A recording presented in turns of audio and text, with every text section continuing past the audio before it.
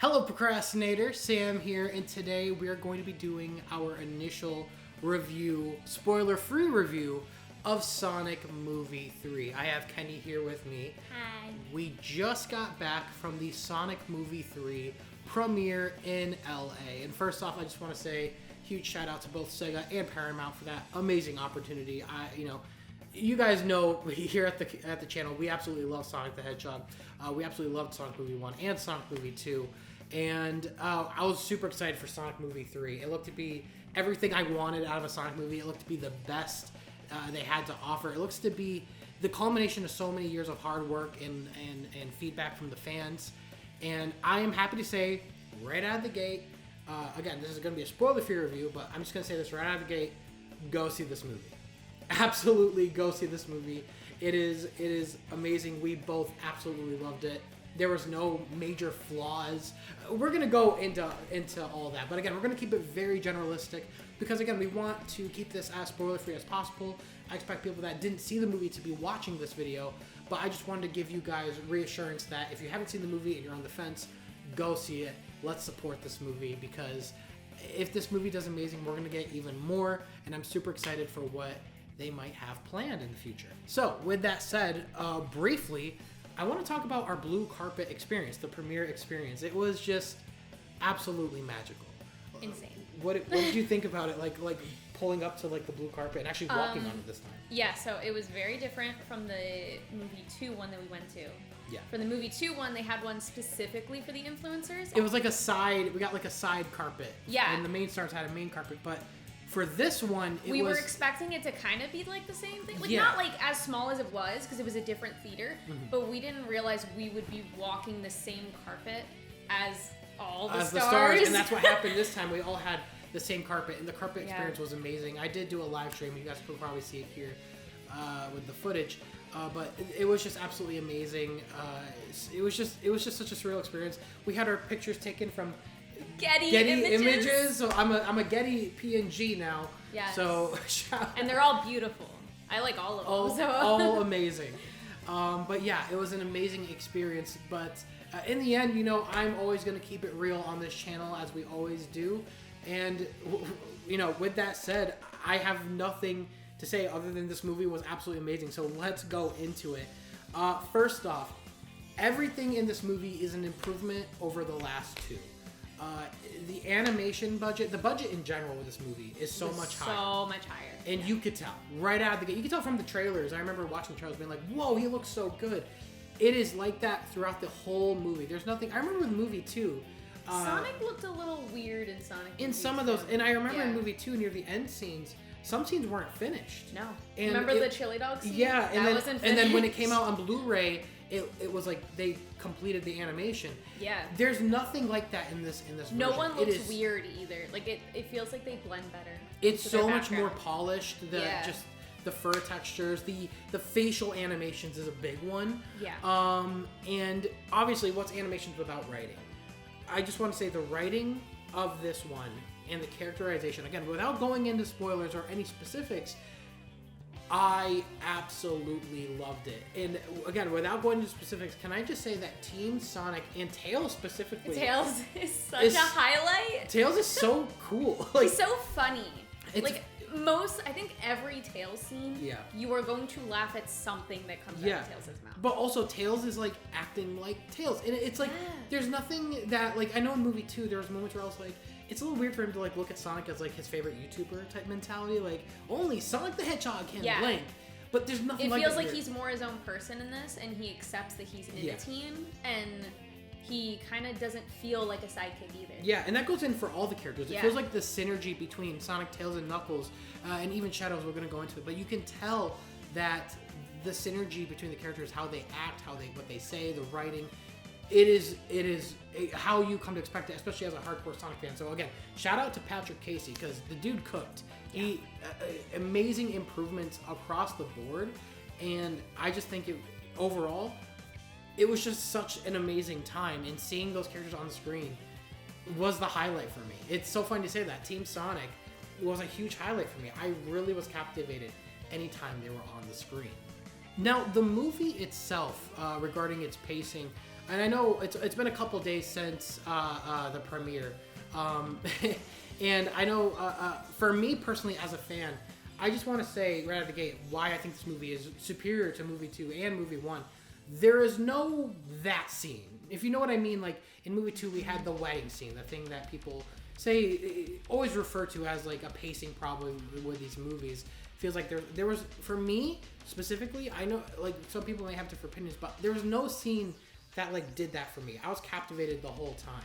It felt like everything moved fast, and I kind of loved that. Yeah, and you know, I will say maybe I could see people saying it moved a little too fast. Maybe it was jumping a little bit like too much. But as a hardcore fan, like I knew where we were. But I could see that being a criticism for people that don't know. I felt like, satisfied as every scene went on. And I think part of it is also because the runtime for this movie is slightly shorter than movie 2, and I kind of like that because I do feel like for movie 2, I felt the length. I didn't feel the length for this one. I think this was perfect. I think it really was perfect in its pacing and its length. Yeah. Let's talk about the music. The music in this, again, without going into spoilers, amazing. Literally amazing. Definitely the best out of the three. Yeah, Junkie XL, I could tell, like, definitely worked a lot harder on this one than I think he's done in the past. Like, I could just tell by the tone in some of these scenes and what they play in certain scenes that they've not only done their research, but they're really trying to captivate that sonic feel this time around. And I think it really works out. And of course, you're going to get those Easter eggs as per usual, like in these movies. You're going to get those song motifs that are like Easter eggs or something. And so you guys have something to look forward to there regarding music. And once again, the characterization and everything, I just absolutely love this. So again, go see the movie. It's absolutely amazing. It's something I think every Sonic fan is going to love. And also, to go into that too, to give you guys an idea of what you're going to have looking forward to when you go into this movie, it's kind of like a Dragon Ball movie. Yeah. Like and not the live action, but an animated Dragon Ball movie. You're gonna get like moments where it really feels like you're watching something that is just made for you to go with your friends to yell at the screen, eat snacks, and get hype. This movie has those moments that you really only get with Dragon Ball movies, with the action and the animation and the jokes. It's a Dragon Ball movie, and I think people are really going to enjoy it. And I guess the thing I really want to talk about now, which I know we were kind of dancing around it, is Shadow. Shadow in this. He's the best. He's the best. He's amazing. I will say, obviously, as someone who is seen as a hardcore fan, someone who maybe even be described as a purist, go in being open to change. I will just say that. If you're going to go in expecting it to be one-to-one, like SA2, whether it's his backstory or any story for that matter, I could see some things being seen as disappointed. I could say, like, and I don't have any major critiques with the movie, but I do have, like, some parts here and there which I'll go into spoiler territory where it does feel like there may be some missed opportunities, but nothing major. Nothing like an insane problem with this movie. There is like one thing that we won't say what it is, but it is very different. But you have to be open to it. I still feel like the backstory though hits just as hard as it would. And that's what's important. Yeah. Is you still feel it. Yeah, and I think the good thing about it too, to give it a positive, is that I didn't really know what was going to happen. Because, like, I know, like, you could follow the SA2 story and be like, oh, I know what's going to happen. But because there was That was kind of exciting to me. Yeah, because there was some changes, I didn't really know certain things or how they're going to go about it. So there was a bit of excitement in the unknown in that respect. So I see that as kind of a positive. It depends on, I guess, who the person is regarding that. I cried the entire backstory. That's what I will say. Every time you saw a backstory, I was crying. I cried 5 times. Yeah. In the movie. And it's not all like sad cries. I'm talking like cries of Happy joy, cries of oh my god. There was definitely a laughter cry at one point. Yeah. Like. But any of Shadow's backstory is going to make you cry. Yeah. So.